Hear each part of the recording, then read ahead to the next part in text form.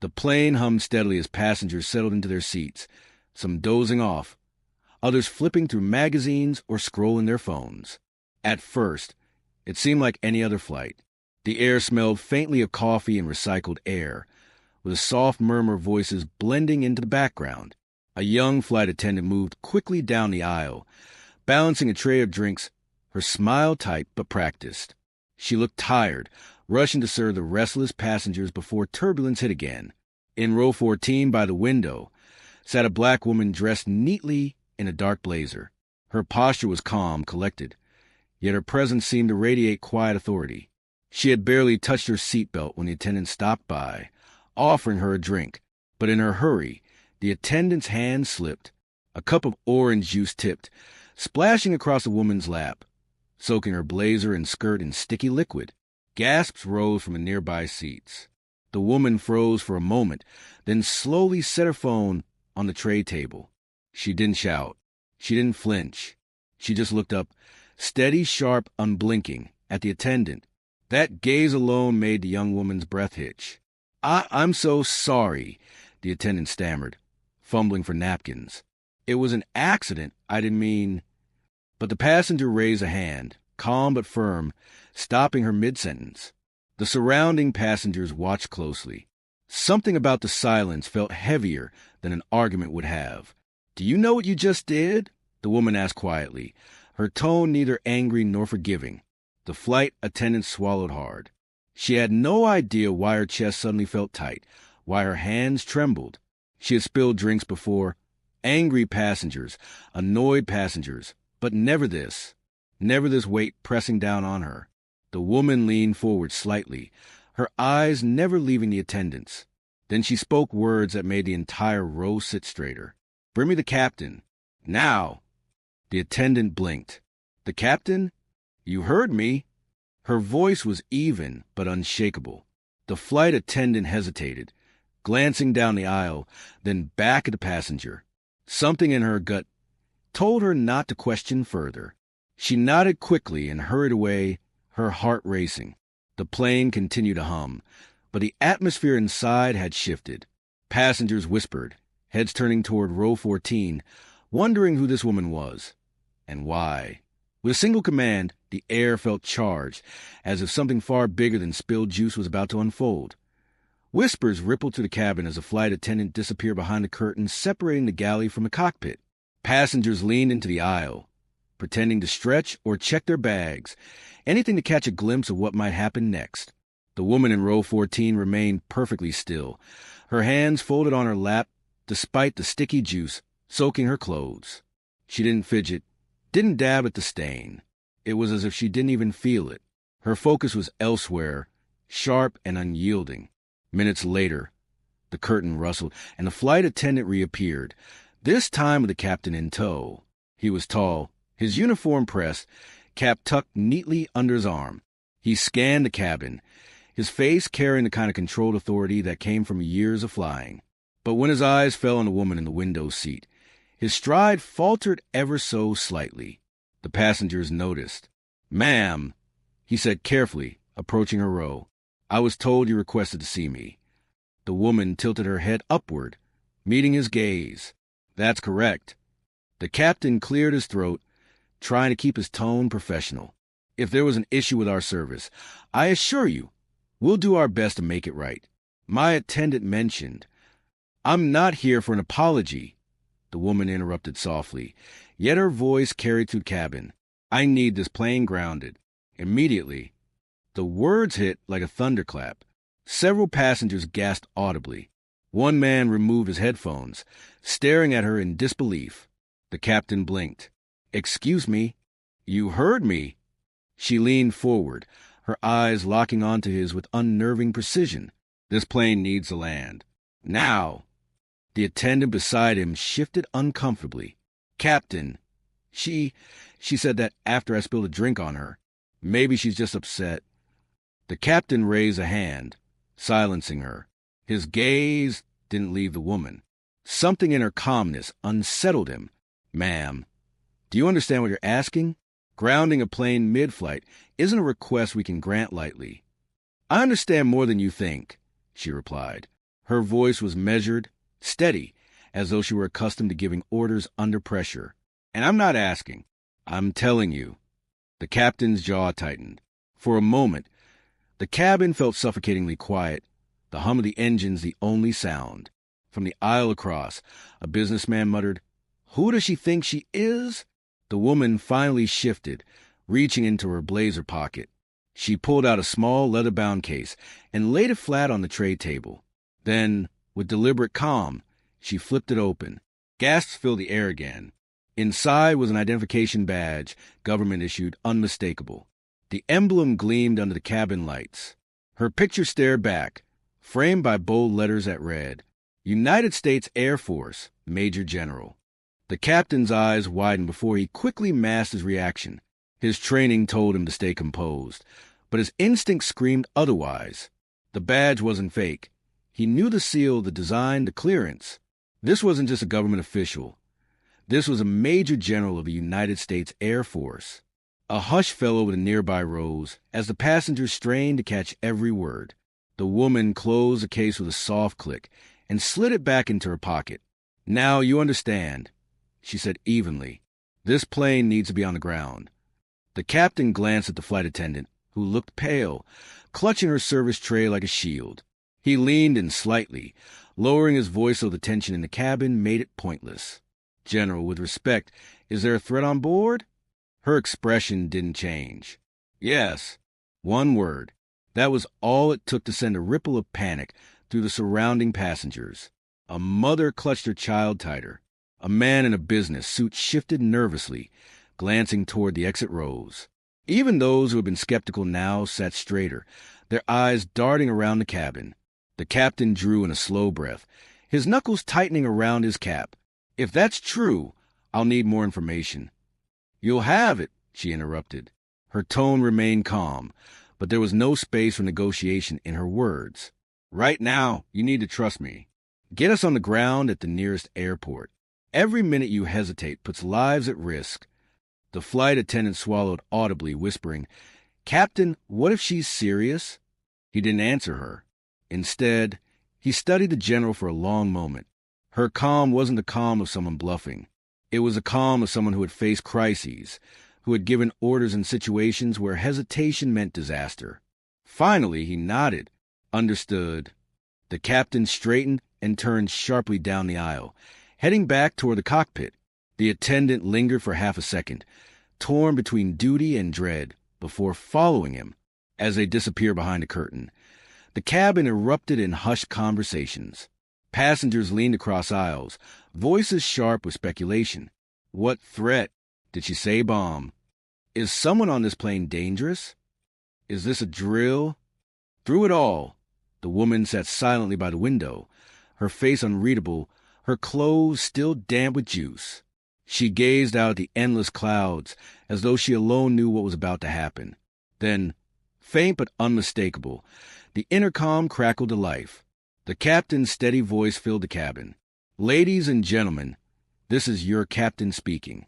Due to an unforeseen situation, we will be making an unscheduled landing.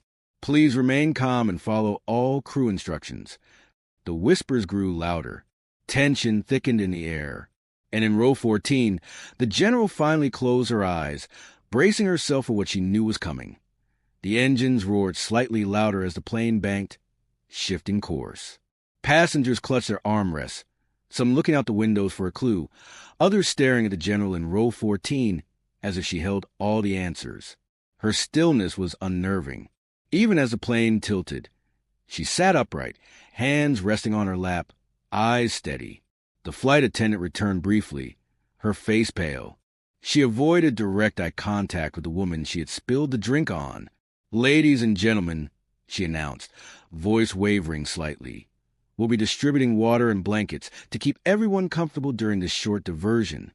Her words were meant to soothe, but no one was fooled. Fear was already seeping into the cabin. A teenager leaned across the aisle toward the general. "Ma'am, is something really wrong? Like, are we in danger?" The woman turned her head, studying the girl. Her expression softened just slightly. "Stay calm. Listen to the crew. You'll be fine." Her tone was enough to quiet the teen, but it only heightened the curiosity of everyone else nearby. A businessman in the front row muttered, "Fine? That's not exactly reassuring." Back in the cockpit, the captain's voice was firm as he contacted air traffic control, requesting priority clearance for an emergency landing. "I have a high-ranking military officer on board. She has indicated a credible threat. We need immediate clearance." The controllers didn't argue. They began rerouting traffic instantly. Meanwhile, tension inside the cabin thickened. A man in sunglasses stood from row 22, slowly adjusting his jacket. His movements were calm, deliberate, almost too deliberate. The general's eyes flicked toward him instantly. She tracked his every step as he walked toward the restroom, her body tensing ever so slightly. Passengers barely noticed. Some still whispered anxiously. Others clung to the captain's announcement. But the general's sharp gaze followed him until the restroom door clicked shut. For the first time, her jaw tightened. She reached into her blazer pocket again. Not for the badge this time, but for a sleek, encrypted phone. Shielding it with her hand, she typed a short code and waited. A faint green light blinked. The attendant noticed and froze mid-step, her eyes widening as she realized this passenger wasn't just someone with authority. She was working, actively, even now. The restroom door clicked open again. The man in sunglasses emerged, his jacket shifting oddly at his side. He returned to his seat without a glance at anyone. The general's grip on her phone tightened. Her instinct screamed that the real reason she had demanded the plane be grounded was about to reveal itself. And it wouldn't be small. The cabin grew heavier with every passing second.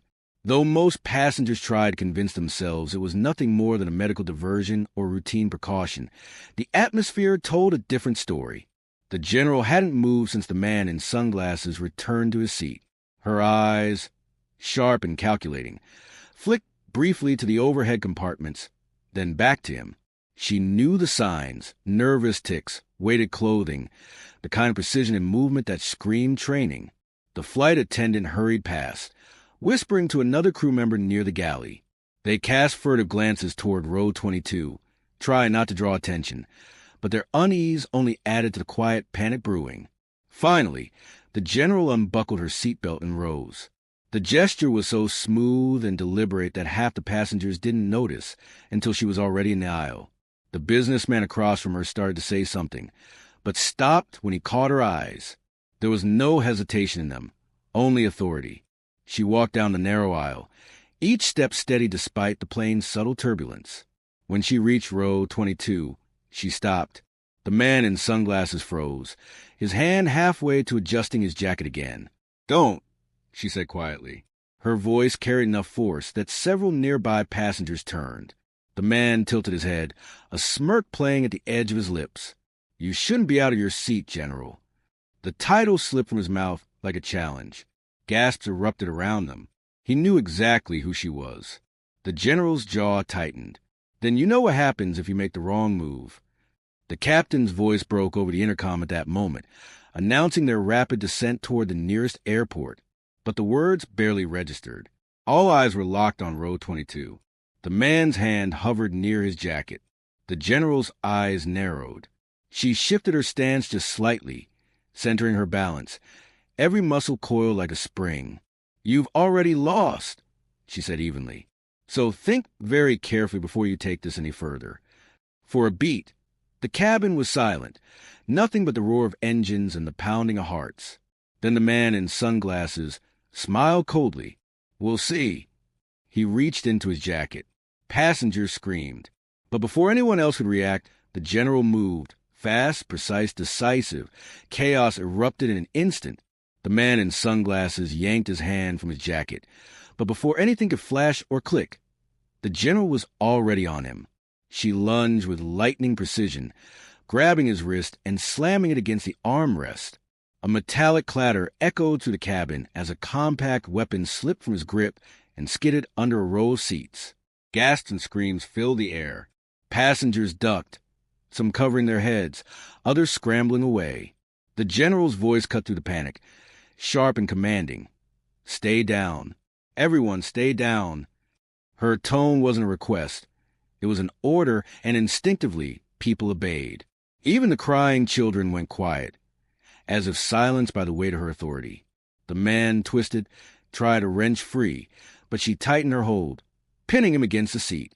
His smirk was gone now, replaced by a grimace. "You don't know what you've done," he hissed. The general leaned closer, her grip unrelenting. "I know exactly what I've done. You're not taking this plane."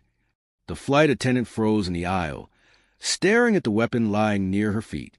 Trembling, she bent and kicked it backward toward the galley, out of reach. Another crew member quickly covered it with a serving cart. The captain's urgent voice came over the intercom. "All crew, secure the cabin. We're on final approach. Emergency personnel are waiting on the ground." But it wasn't over yet. The man bucked violently, nearly knocking the general off balance. He slammed his shoulder into her, snarling, "You can't stop what's already in motion." Her eyes narrowed. "Watch me." With one swift motion, she maneuvered him into the aisle, twisting his arm behind his back. The strength in her movements was undeniable, not reckless, but calculated, the product of years of training. She forced him to his knees, her voice carrying again. "Flight attendant restraints. Now!" The terrified attendant scrambled to the overhead bin, pulling out heavy-duty zip ties meant for unruly passengers. Her hands shook as she passed them over, but the general's steady grip didn't falter. Within seconds, she had the man bound, his wrists secured tightly behind him. The passengers peeked from behind seats, wide-eyed, murmuring in disbelief. A few even raised their phones, trying to record, though their hands trembled too much to keep steady. The general straightened, scanning the cabin. Everyone remained calm. "We'll be on the ground in minutes." But as she glanced toward the back of the plane, her stomach tightened. Not everyone looked shocked or afraid. One man, seated quietly near the rear, was watching her far too calmly. The general's instincts fired again, sharp and immediate.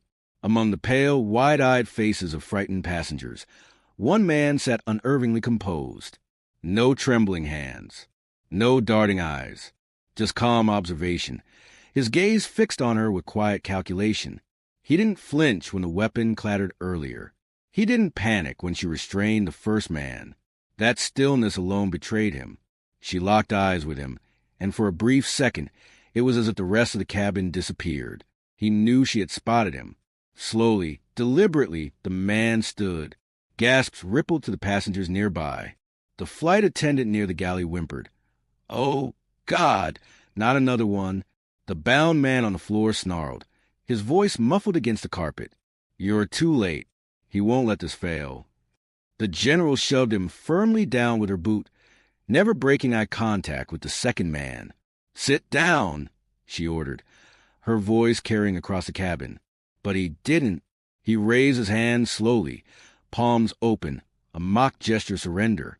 "General," he said smoothly, his voice calm, almost taunting, "you've done well, but grounding this plane won't stop what's already in motion."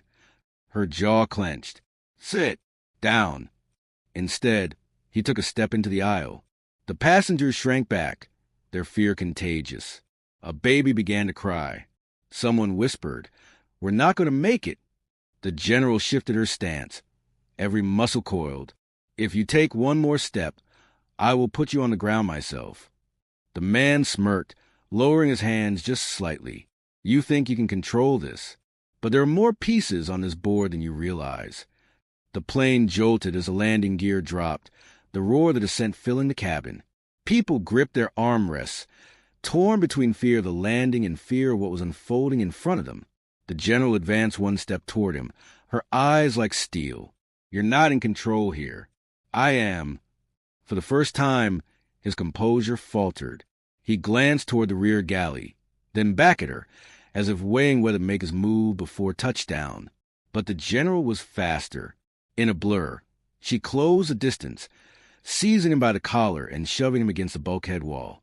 The cabin erupted in cheers and screams at once, passengers torn between relief and terror. "Everyone stay down," she barked again, holding him firmly in place. The man's smile returned, faint but unnerving.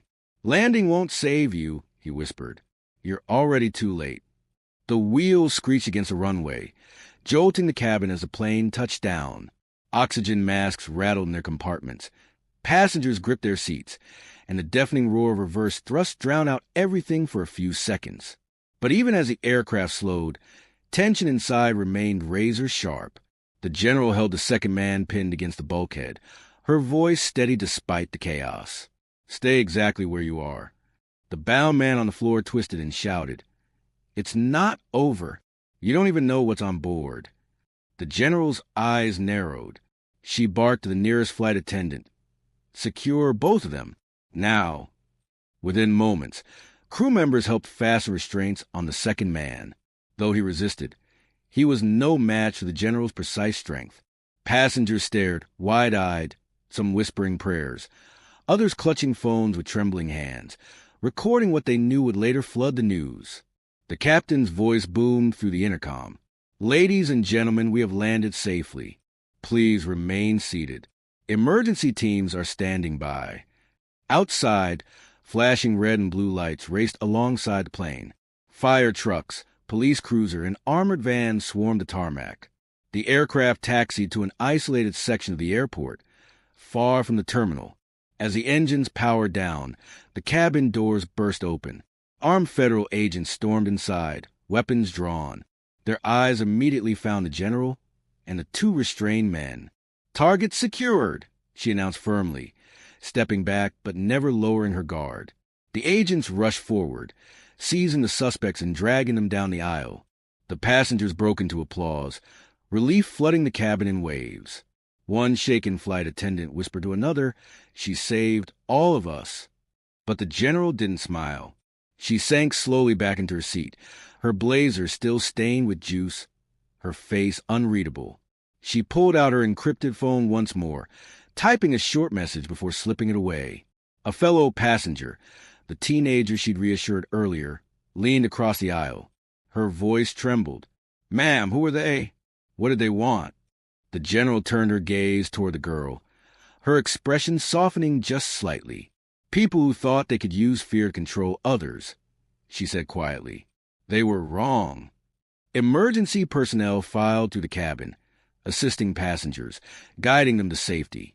The general stood last, waiting until everyone else had left before stepping into the cool night air, sirens echoing in the distance. For the passengers, it would be a story they told for the rest of their lives. But for her, it was just another mission, another threat neutralized, another flight where the difference between life and death had come down to staying calm, standing firm, and acting without hesitation. As she walked away toward the waiting officials, her step steady, the truth settled across the runway like the night air. The spilled drink had been an accident. The rest had been anything but